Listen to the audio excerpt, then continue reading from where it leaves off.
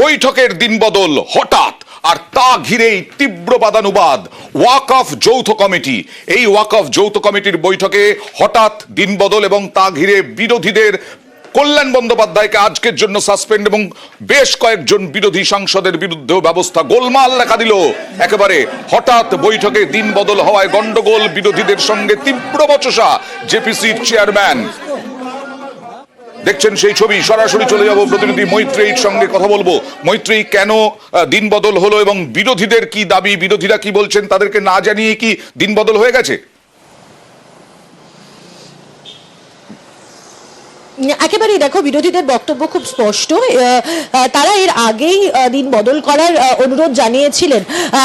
18 তারিখ থেকে জেপিসির যে ওয়াকফ সংক্রান্ত যে জয়েন্ট পার্লামেন্টারি কমিটি, তাদের বিভিন্ন বৈঠক ছিল, একাধিক জায়গায় ঘুরে ঘুরে সেই বৈঠক শেষ হয়েছে এবং তারপরে বিরোধীদের তরফ থেকে অনুরোধ করা হয়েছিল যে তাদের পরবর্তী বৈঠকের জন্য কিছুটা সময় দেওয়া হোক, কিন্তু সেই অনুরোধ রাখা হয়নি এবং তারপরে 24 তারিখ বৈঠকের দিন ধার্য হয় এবং তারা যখন 24 তারিখ বৈঠক করতে আসেন এবং যখন ক্লজ বাই ক্লজ আলোচনা হওয়ার কথা যে বৈঠকে, সেই বৈঠকে এসে তারা জানতে পারেন এবং তাদের অভিযোগ যে গতকাল রাতে তাদেরকে জানানো হয় যে বৈঠকের দিন বদল হয়েছে এবং সেই বৈঠক হবে 30-31 তারিখে। ফলে সেই বৈঠকের দিন ধার্য হয়েছে 27 তারিখে, মাফ করবে।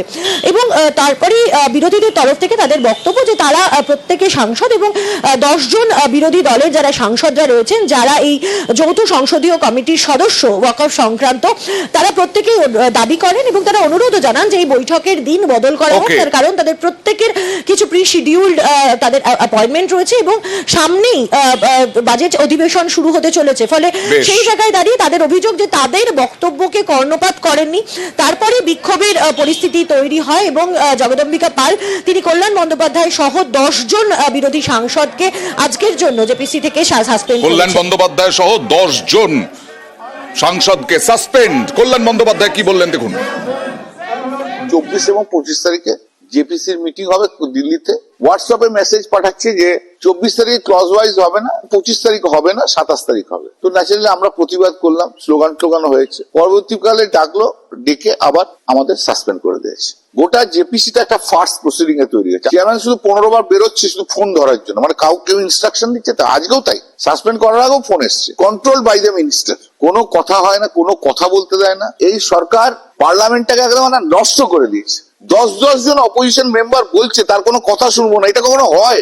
জেপিসি বা স্ট্যান্ডিং কমিটির পাওয়ার নেই এই সাসপেন্ড করার। সাসপেন্ড একমাত্র স্পিকার করতে পারে, সমস্ত অবৈধ কাজ। আর ওদের তো একজন সাসপেনশন মিনিস্টার ইনচার্জ হয়ে গেছে, সেটা সবাইকে সাসপেন্ড করে বলছে। Parliament is control by 2%, top 2%। পুরো গণতন্ত্র নষ্ট হয়ে গেছে, ধুলিস্যাৎ করে দিয়েছে, একদম গায়ের জোরে চালাচ্ছে দেশ। মেদিনীপুর মেডিকেলে স্যালাইন বিতর্ক, চিকিৎসকদের গাফিলতি, সব মিলিয়ে এবার বিচারের দাবিতে সরব। বিচার চেয়ে শুভেন্দু অধিকারীর প্রতিবাদ মিছিল কলেজ স্কোয়ার থেকে মোহাম্মদ আলী পার্ক পর্যন্ত। দেখছেন শুভেন্দু অধিকারী স্যালাইন কাণ্ডের প্রতিবাদে পথে বিজেপি এবং শুভেন্দু অধিকারীর নেতৃত্বে। বিরোধী দলনেতা শুভেন্দু অধিকারী কলেজ স্কোয়ার থেকে মোহাম্মদ আলী পার্ক পর্যন্ত এই মিছিলে বেশ কয়েকজন বিজেপি নেতৃত্ব রয়েছেন। এছাড়াও শুভেন্দু অধিকারী কলেজ স্কোয়ার থেকে মোহাম্মদ আলী পার্ক পর্যন্ত মিছিলে হাঁটছেন। গত কয়েকদিন আগে মেদিনীপুর মেডিকেল কলেজে বিষ স্যালাইনে এবং চিকিৎসকদের গাফিলতির অভিযোগে বেশ কয়েকজন সদ্য মা, একজনের মৃত্যু হয়, বেশ কয়েকজনের অসুস্থ হন এবং গুরুতর অসুস্থ হন। কয়েকজনের চিকিৎসা চলছে এখনো। রেখা সাউ, তিনিও হাসপাতালে ভর্তি ছিলেন, তিনি সদ্য সন্তান হারা হয়েছেন। সেই রেখা সাউয়ের আজকে ছুটি হয়েছে মেদিনীপুর মেডিকেল কলেজ থেকে, সেটাও দেখাবো। তবে তার আগে এই মুহূর্তে মিছিলে হাঁটছেন বিরোধী দলনেতা শুভেন্দু অধিকারী কলেজ স্কোয়ার থেকে মোহাম্মদ আলী পার্ক পর্যন্ত স্যালাইন কাণ্ডের প্রতিবাদে, স্যালাইন বিতর্কের প্রতিবাদে।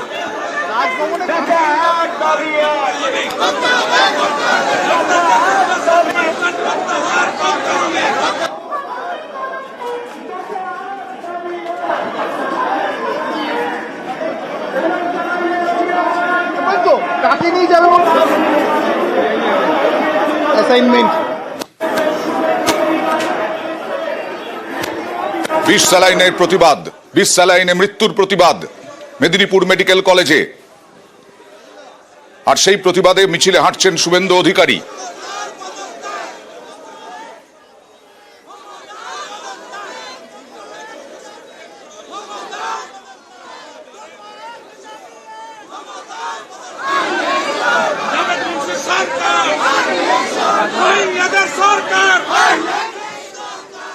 পশ্চিমবাংলার স্বাস্থ্য ব্যবস্থায় যে ব্যাপক অনিয়ম বেনিয়ম হচ্ছে এবং যেভাবে শুভেন্দু অধিকারী রাস্তায় হাঁটছেন, সঙ্গে অগ্নিমিত্রা পলকেও আমরা দেখতে পাচ্ছি বিধায়ক।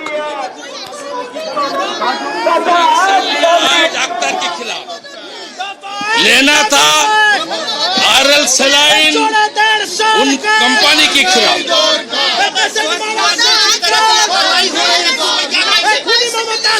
हम लोग हमारे डॉक्टर सेल আরএল সালাইনের যে মৃত্যু, আরএল সালাইনের ঘিরে যে শোরগোল, আরএল সালাইনে সদ্য মায়ের মৃত্যু, সদ্য বেশ কয়েকজন মা এখনো লড়াই করছেন হাসপাতালে, এবং তার সঙ্গে সঙ্গে রেখা সাউ আর এক সদ্য মা, যিনি আজকেই ছুটি পেয়েছেন হাসপাতাল থেকে, সদ্য সন্তান হারা হয়েছেন। এই সবের প্রতিবাদে আজকে এই মুহূর্তে মিছিল শুভেন্দু অধিকারীর, অগ্নিমিত্রা পলও রয়েছেন। যে ব্যাপক অনিয়ম বেনিয়ম হচ্ছে এবং যেভাবে